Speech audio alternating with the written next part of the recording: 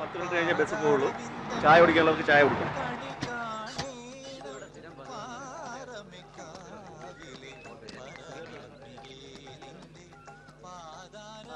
Hello hello, ഉണർത്തിയതിന് ക്ഷമിക്കണം. ചായ കുടിക്കാൻ ബസ് നിർത്തിയിരിക്കുക. ഇതേതാ സ്ഥലം? 3 മല എത്തിയോ? 3 മലയ്ക്ക് ഇനിയും കുറെ ദൂരമുണ്ട്. രാത്രിയിൽ നമ്മള് പരിചയപ്പെടുകയും സംസാരിക്കുകയൊക്കെ ചെയ്തിരുന്നു. ഓർമ്മയുണ്ടോന്നറിയില്ല. എന്റെ പേര് നന്ദകുമാർ. അപ്പോ ഇറങ്ങിയല്ലേ, എന്തേലും കഴിക്കാം? എനിക്കൊന്നും വേണ്ട. വേണമെന്നാണ് എനിക്ക് തോന്നുന്നത്. രാത്രിയിൽ കഴിച്ച ഭക്ഷണമൊക്കെ ഛർദിയിലൂടെ പുറത്തു പോയല്ലോ.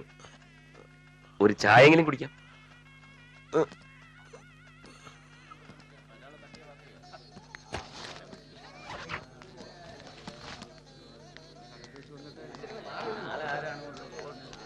ഞാൻ ശരിക്കും ഛർദിച്ചോ?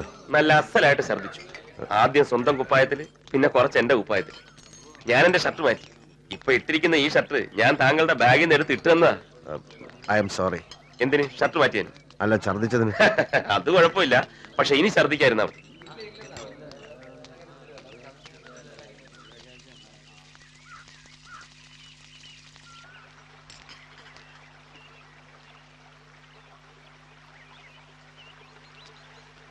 മൂന്നുമലയാണോ നാട്? അല്ല, ഞാൻ അവിടെ ഒരു സുഹൃത്തിന്റെ വീട്ടിൽ പോവാ. സോറി, ഞാൻ പേര് ചോദിക്കാൻ മറന്നു. എന്റെ പേരോ? അതെ. എന്റെ പേര് ബാലകൃഷ്ണൻ. സ്വന്തം നാടെവിടെ? കേരളം തന്നെ.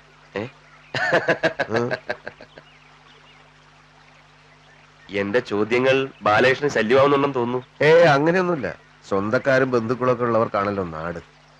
എന്ന് വെച്ചാൽ എല്ലാരും ഓരോ വഴിക്ക് പോയി. അപ്പൊ പിന്നെ ഇപ്പൊ എവിടുന്ന് വരുന്നു? നേരിട്ട് എവിടുന്ന് വരികയല്ല.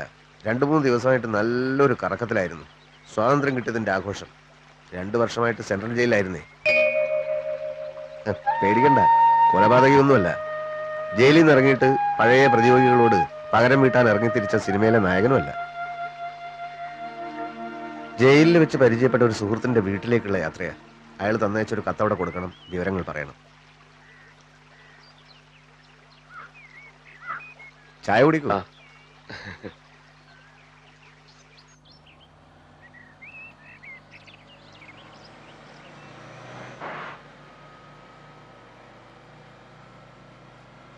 നന്ദകുമാർ എവിടേക്കാ? ഞാനിപ്പോ കല്ലേറ്റുപുഴ ഡാം സൈറ്റിലാ ജോലി ചെയ്യുന്നത്. എഞ്ചിനീയറാ. സർക്കാർ സർവീസിലല്ല, ഒരു കോൺട്രാക്ടർക്ക് വേണ്ടി.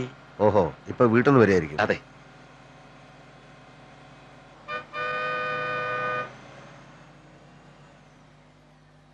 ചോദിക്കുന്നുണ്ടൊന്നും തോന്നരുത്. എന്റെ ഒരു ആങ്സൈറ്റി കൊണ്ടാണെന്ന് കൂട്ടിക്കൊള്ളൂ. മനസ്സിലായി. ഞാൻ എങ്ങനെ ജയിലിലായി എന്ന് അറിയാനൊരു താല്പര്യം അല്ലേ?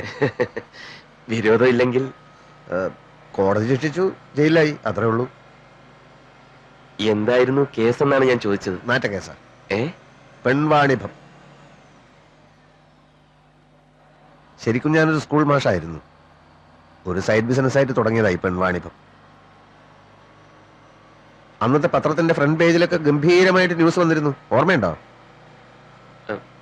ഇല്ല. പത്രത്തിൽ ഇതുപോലെ ഒരുപാട് കേസുകൾ വരുന്നതല്ലേ, ശ്രദ്ധിച്ചു കാണില്ല.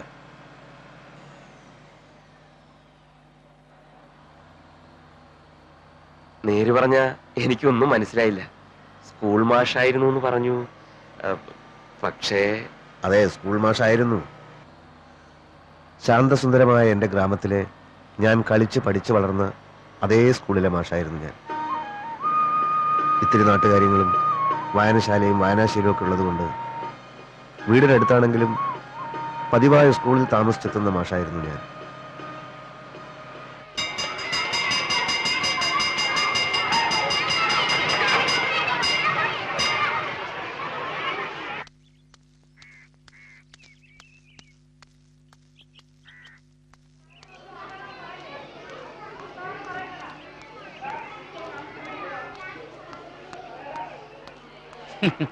എന്താടോ, വാച്ച് കേടായോ?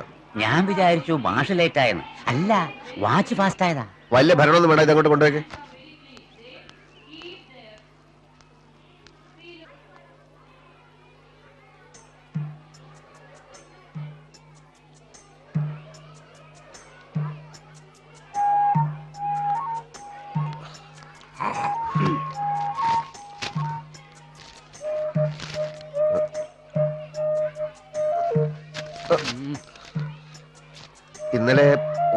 കുറച്ച് വൈകി.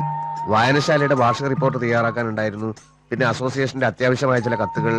പിന്നെ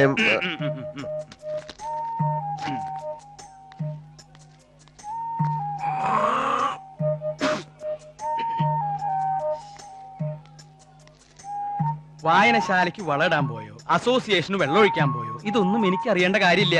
ഇവിടെ ജോലിക്ക് വരുമ്പോ കൃത്യസമയത്ത് വരണം. അതിന് പറ്റാത്തവര് ലീവ് എടുത്ത് വീട്ടിൽ പോയിരിക്കുക.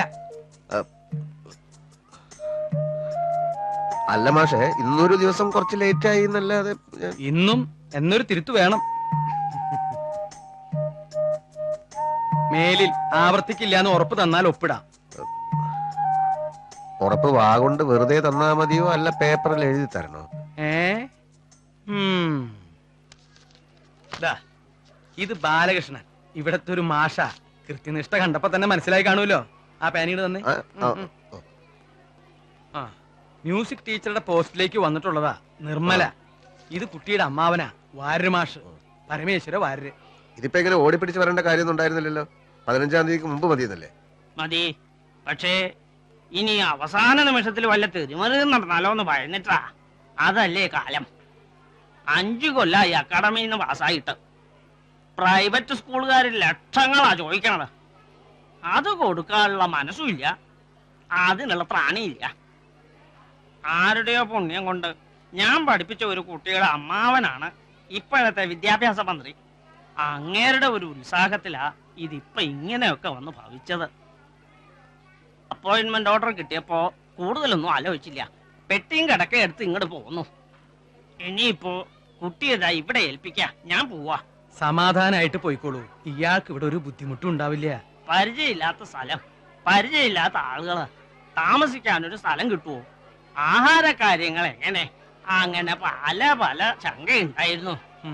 നന്ദിയുണ്ട്, വളരെ വളരെ നന്ദിയുണ്ട്. എന്നാ പിന്നെ ഷിബു, എന്നാ മോളെ ആ സാധനങ്ങളൊക്കെ എടുത്ത് സ്റ്റാഫ് റൂമിൽ കൊണ്ടുവയ്ക്കുക.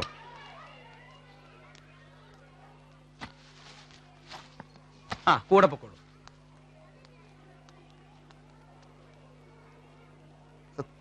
പുറമേന്ന് ആരെങ്കിലും കാണാൻ വരുമ്പോ ആളാവുന്ന സ്വഭാവം സാറിന് പണ്ടേ ഉള്ളതാണല്ലോ. ആളായതല്ലടോ, ഇത് വളരെ ഡിസിപ്ലിനോട് കൂടി നടക്കുന്ന ഒരു സ്ഥാപനമാണെന്ന് ആ കുട്ടി തെറ്റിദ്ധരിച്ചോട്ടെ എന്ന് കരുതി ഞാൻ കളിച്ചിരുന്ന നാടകല്ലടോ. അത് ശരി. ഞാൻ വല്ലപ്പോഴും താമസിക്കാറുണ്ടെങ്കിലും കൃത്യമായ സ്കൂളിൽ വരാറുണ്ട്. സാറിപ്പോ വന്നിട്ട് എത്ര ദിവസമായി? എന്താ സാറിപ്പോ വന്നിട്ട് എത്ര ദിവസമായെന്ന് ഉത്തരം പറഞ്ഞിട്ട് മുറിക്കാ മതി. എടോ, വീട്ടിലെ കാരണവർക്ക് അടുപ്പിലുമാവാം. ഹെഡ് മാഷ് എന്ന് പേരേ ഉള്ളൂ. ഇവിടുത്തെ കാര്യങ്ങൾ നടക്കണമെങ്കിൽ എല്ലാത്തിനും ഞാൻ തന്നെ പോകാം. എനിക്കാണെങ്കിൽ ഇങ്ങനത്തെ ഒരു ജോലി കൊണ്ട് കുടുംബം പോറ്റേണ്ട കാര്യമൊന്നുമില്ല. വിദ്യാഭ്യാസം ഉണ്ട്, പിന്നെ വീട്ടിൽ വെറുതെ ഇരിക്കണ്ടല്ലോ. മാത്രമല്ല ഒരു കലാലയല്ലേ, കുറച്ചു കുട്ടികളുടെ കണ്ണ് തെളിയച്ചാൽ തെളിയട്ടെ. നമ്മളെ കൊണ്ട് പറ്റത് നമ്മൾ ചെയ്യാം. അതാ എന്റെ പോളിസി. ടീച്ചർ ഇരുന്നോളൂ, എനിക്കങ്ങനെയൊന്നുമില്ല. കുട്ടികൾക്ക് മാഷന്മാരെ വലിയ പേടിയൊന്നുമില്ല.